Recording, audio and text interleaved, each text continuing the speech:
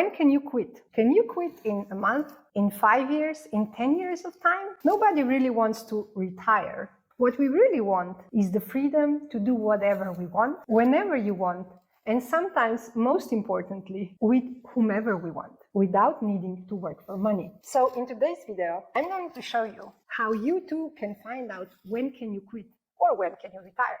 All right, let's just jump right into it, okay? First, you're going to need to do some homework because you will need to figure out how much money you need to last through your retirement period. Now, there are a couple different ways you can do this. And if you need some help, you can check this video right up here somewhere, where I walk you through the whole retirement planning process step by step. Okay, once you have that magical number you need to save up to support your comfortable retirement, or the time when you are free to do whatever you want, with whomever you want, whenever you want, you are all set to find out how long it will take you to actually get to it. So when can you actually quit?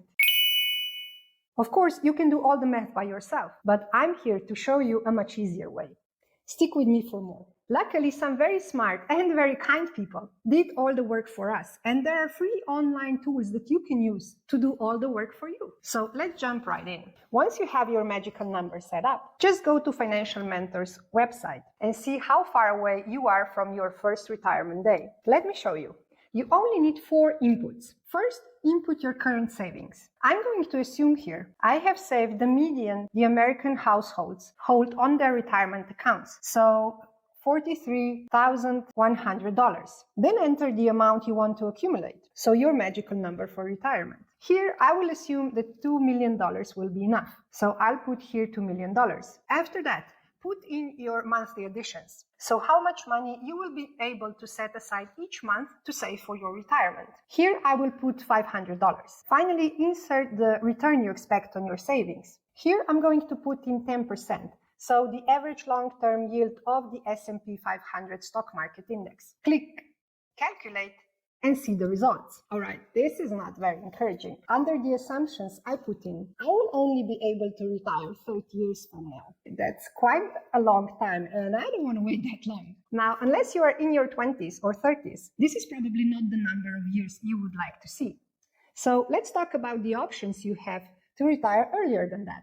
What you have saved up until now is kind of a given because you can change it overnight, right? So we will focus on the remaining 3 factors affecting your retirement age. Let's think about the magical number first. If you did your retirement planning well, this number is probably set as well, and you would not want to change it. Then we have the monthly contributions. This is actually usually the part that we can influence the most. Think about your spending and see if there is any way you can add more money to your retirement savings every month. And if you need some ideas how to save up at least $300 each month, you can check out also this video right here somewhere.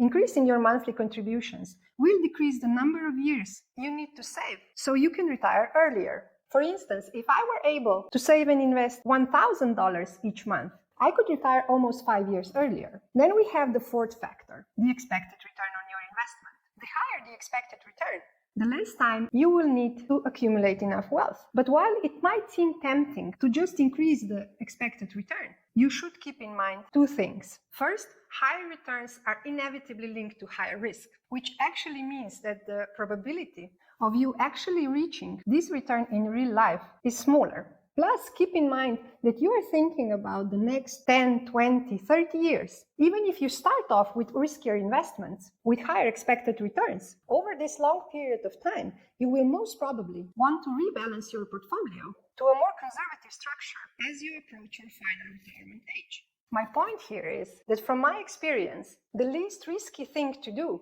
is to try and maximize the amount you can contribute to your retirement savings every month. This way, you don't need to go into more risky investments that can negatively surprise you. And this is also why the best time to start thinking about your retirement is long before your final retirement date. Early preparation gives you more time to plan, save, and invest to make your retirement years more comfortable and secure. Now, if you have your magical number set, and you know when you want to retire, but you are wondering how much money you need to save and invest each month, make sure you subscribe to this channel because you don't want to miss my video coming out next week where I will talk about exactly that. See you then.